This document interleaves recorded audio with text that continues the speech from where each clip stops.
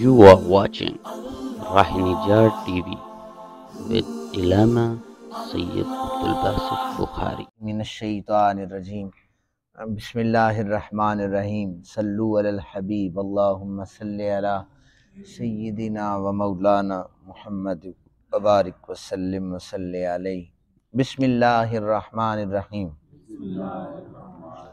الم تر الی الملأ من بنی اسرائیل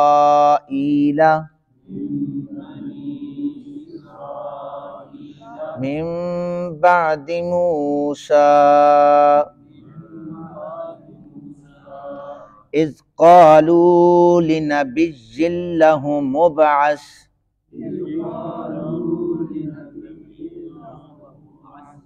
لنا ملكا نقاتل في سبيل الله قال هل عسيتم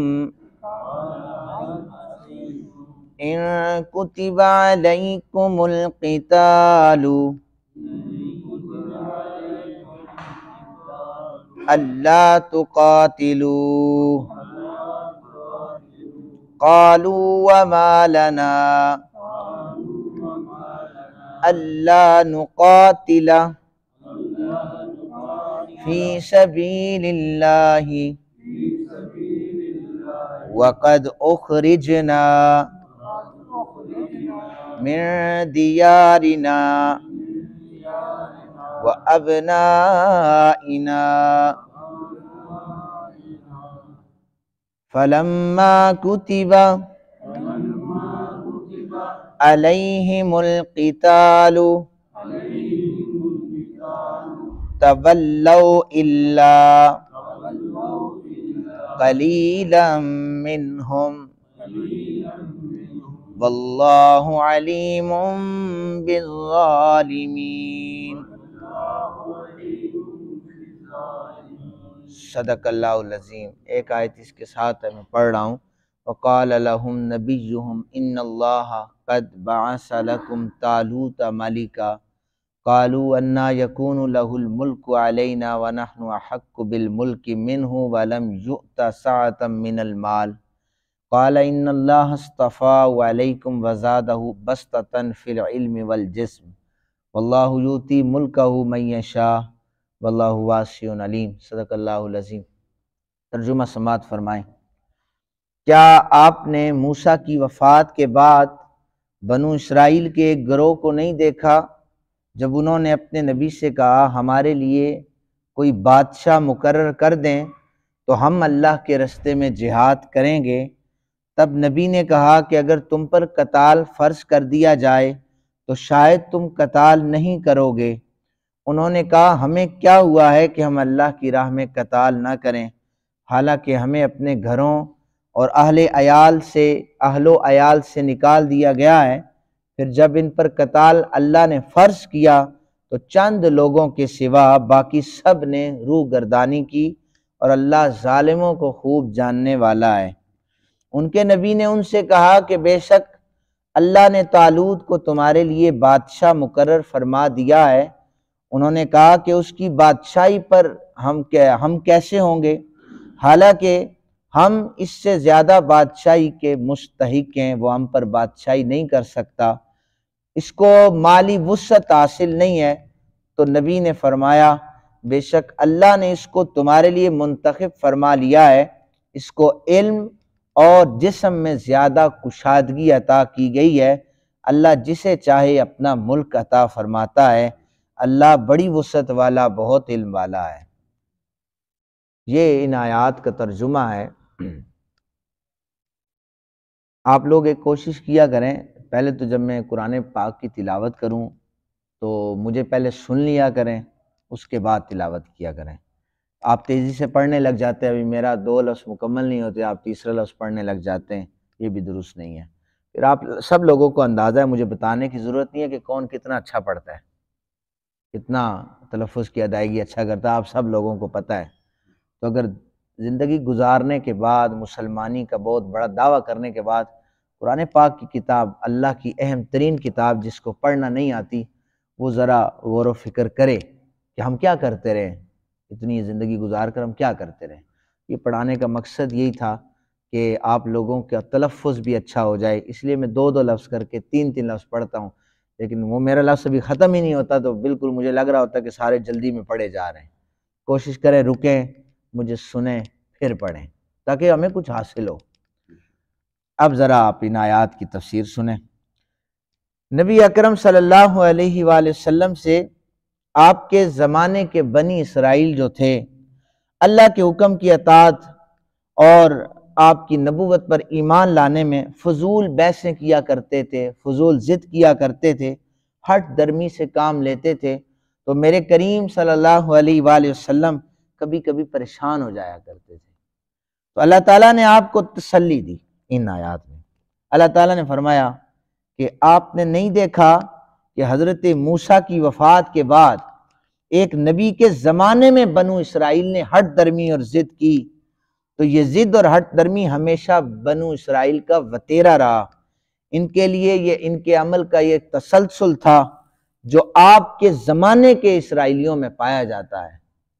اچھا، آیت پر آپ نے غور کیا ہے، الم تر الی الملأ، کیا آپ نے موسیٰ کی وفات کے بعد بنو اسرائیل کے گروہ کو نہیں دیکھا؟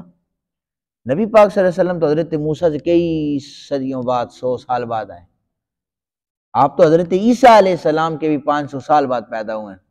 اللہ فرما رہا ہے آپ نے دیکھا نہیں ہے، تو اس کا مطلب یہ ہوا کہ میرے آقا کریم صلی اللہ علیہ وآلہ وسلم کو نبوت اللہ تعالیٰ نے انبیاء کی پیدائش سے بھی پہلے عطا کی تھی۔ یہ عقیدہ ہے ہمارا۔ اور پھر حضور نے خود فرمایا، ایک سوال ہوا یا رسول اللہ آپ کب سے نبی ہیں؟ فرمایا کنت نبیا وآدم بین الماء والطین، آدم جب مٹی اور پانی کے درمیان تھے میں تب بھی نبی تھا۔ جو نبی دنیا میں ابھی تشریف بظاہر نہیں لایا اس کو اللہ یہ فرما رہے تم نے دیکھا نہیں ہے موسیٰ کے ساتھ، تو جو نبی تشریف لانے سے پہلے دیکھ سکتا ہے وہ تشریف لے جانے کے بعد بھی دیکھ سکتا ہے، اس کا تصرف بعد میں بھی ہو سکتا ہے۔ تو اس لیے ہم کہتے ہیں نا، سنا ہے آپ ہر عاشق کے گھر تشریف لاتے ہیں، میرے گھر بھی ہو جائے چراغاں یا رسول اللہ۔ وہ کہتے پتہ نہیں یہ سنا ہے آپ ہر عاشق کے گھر، یہ کدھر سے آپ لے کے آئے؟ ہم کہیں سے نہیں لے کے آئے، یہ قرآن کا عقیدہ ہے۔ قرآن نے کئی سو سال پہلے حضرت موسیٰ کا ذکر کیا تو قرآن نے کہا ہے نبی آپ نے دیکھا نہیں ہے اسرائیلیوں کے ساتھ انہوں نے کیا کیا تھا اپنے نبی کے ساتھ؟ تو یہ واضح طور پر ہے، سب کے سامنے ہے کہ جو نبی پیدائش سے پہلے دیکھ سکتا ہے اور وہ نبی تشریف لے جانے کے بعد بھی دیکھ سکتا ہے۔ اب آگے چلتے ہیں، یہ تو عقیدے کے حوالے سے میں نے بتایا۔ قرآن پاک میں ظالم کا لفظ بھی استعمال ہوا ہے۔ ظالم اسے کہتے ہیں جو عہد شکنی کرتا ہے، وعدہ خلافی کرتا ہے۔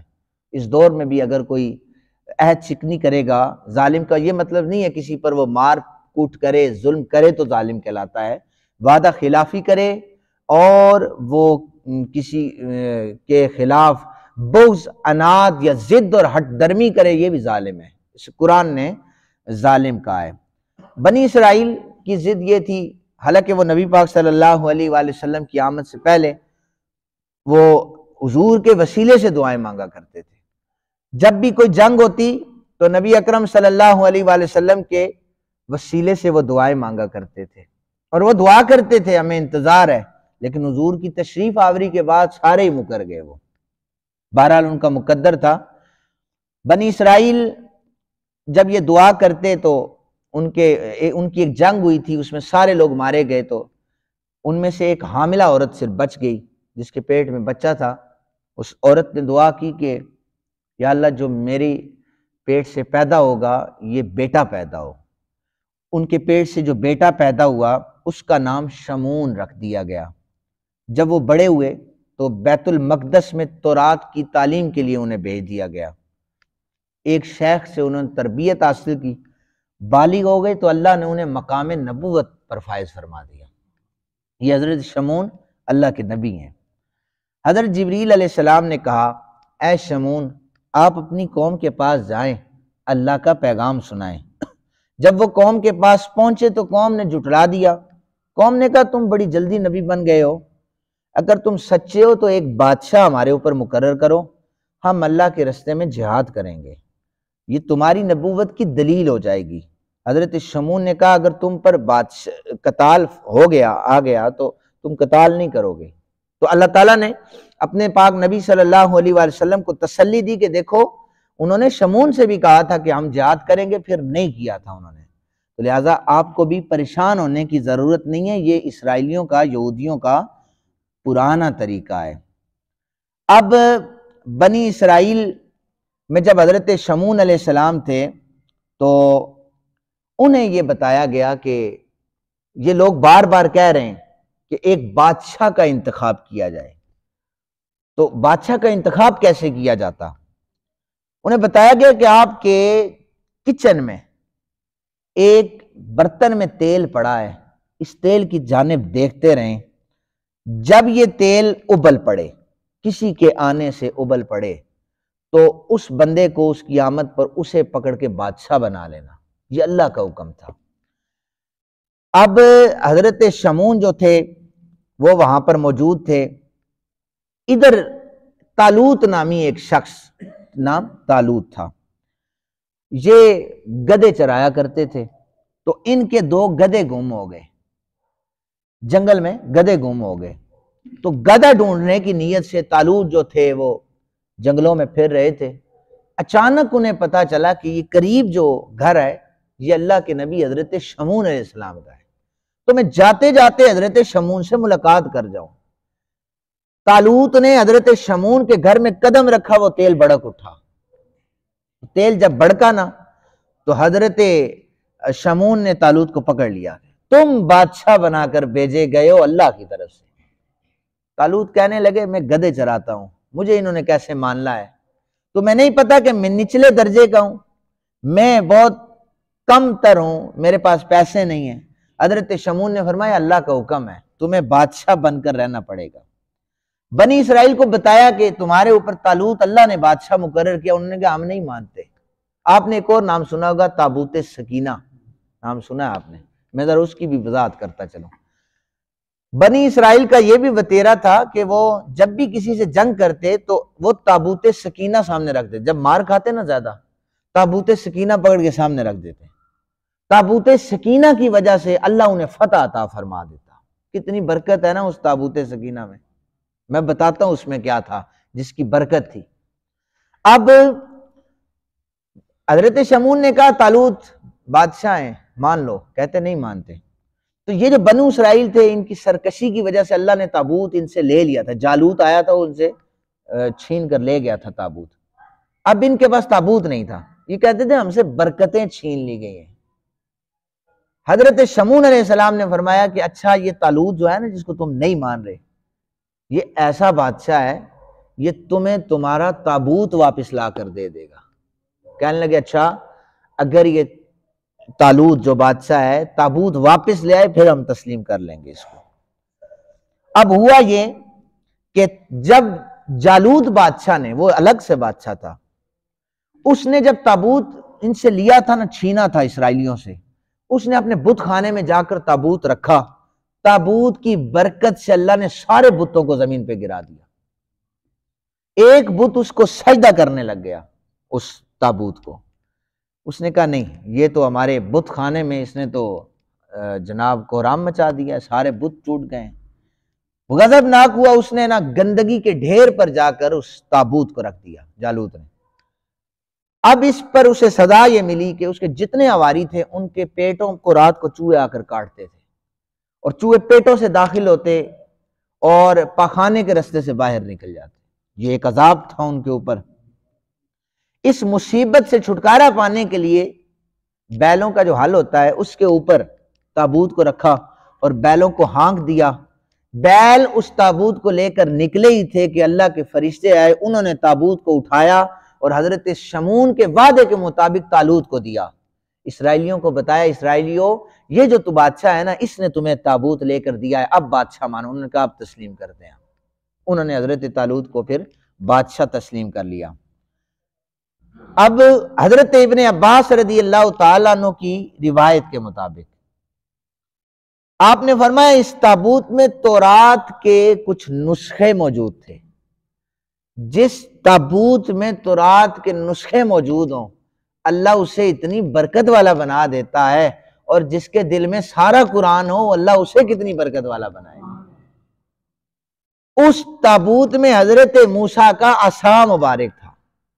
موسیٰ جس عصا سے بکریوں کے لیے پتے جاڑتے تھے، موسیٰ جس عصا سے ٹیک لگایا کرتے تھے، جو عصا حضرت موسیٰ کے لیے سانپ بن جایا کرتا تھا، اس عصا، وہ جو عصا تھا اس کا ایک چھوٹا سا ٹکڑا اس کے اندر موجود تھا۔ حضرت ہارون علیہ السلام کا امامہ مبارک یہ موجود تھا اس تابوت میں۔ برکتیں دیکھیں آپ۔ اور حضرت ہارون علیہ السلام کی قبا، یہ جبہ جو ہم زیب تن کرتے ہیں، یہ دستار جبہ، یہ اس کے اندر موجود تھی۔ اس تابوت کے اندر ایک سبز زمرد سے بنا ہوا بلی کا سر تھا، بلی کا سر تھا۔ سکینہ سے یہی مراد ہے۔ جب لڑائی ہوتی بنو اسرائیل تابوت کو آگے رکھتے، بلی کا جو سر تھا اس سے چیخ نکلا کرتی تھی، اس سے چیخ نکلا کرتی تھی۔ ایسی زناٹے دار وہ چیخ ہوتی تھی کہ سامنے والے دشمنوں کے دماغ پھٹ جایا کرتے تھے، اور اللہ رب ذوالجلال ان اسرائیلیوں کو فتح دے دیا کرتا تھا۔ اور پھر یہ جو بلی کا سر تھا اس سے دو زبانیں نکلا کرتی تھی، یہ جو زبانیں، دو زبانیں نکلا کرتی تھی۔ ایک زبان سے نور نکلتا تھا اور دوسری سے ظلمت نکلا کرتی تھی، اندھیرا ہوتا تھا۔ جو نور ہوتا تھا وہ نبی کے ماننے والوں پر پھیل جاتا، اور جو ظلمت ہوتی وہ ان کے مخالفین پر چھا جاتا، مخالفین کو شکست ہو جاتی اور نبی کے ماننے والوں کو اللہ فتح عطا فرما دیتا۔ یہ تابوت کی ساری حقیقت ہے۔ یہ بنو اسرائیل اس سے کامیابیاں حاصل کیا کرتے تھے۔ آج کے اس موجودہ دور میں آپ دیکھیں کہ تبرکات کے حوالے سے کہ نبی اکرم صلی اللہ علیہ وآلہ وسلم کے تبرکات پر بھی اعتراض کیا جاتا ہے کہ تابوت سکینہ جس کے بارے میں قرآن کہتا ہے کہ اس کے اندر یہ چیزیں تھیں انبیاء علیہ السلام کی، ہمارے پاک نبی صلی اللہ علیہ وآلہ وسلم جو ان سارے نبیوں کے سردار تھے، تو ان کے جو جتنے تبرکات ہیں ان میں کتنی برکتیں ہوں گی، ان کے جو بال مبارک ہیں ان میں کتنی برکتیں ہوں گی۔ حضرت خالد بن ولید رضی اللہ تعالی عنہ ساری زندگی آپ جہاد کرتے رہے، آپ میدان جنگ میں شہید نہیں ہوئے، آپ بیماری کی وجہ سے بستر پہ آپ کو موت آئی، ساری زندگی التجا کی مالک شہادت ہو جائے، آپ کو کبھی شہادت نصیب نہیں ہوئی۔ یہ تو اللہ تعالیٰ نے جیسے لکھی ہے، لیکن رسول اللہ کا منظور نظر صحابی ہے، وہ شہادت کا رتبہ ہو یا بستر پر موت آئے وہ وراء الورا ہے۔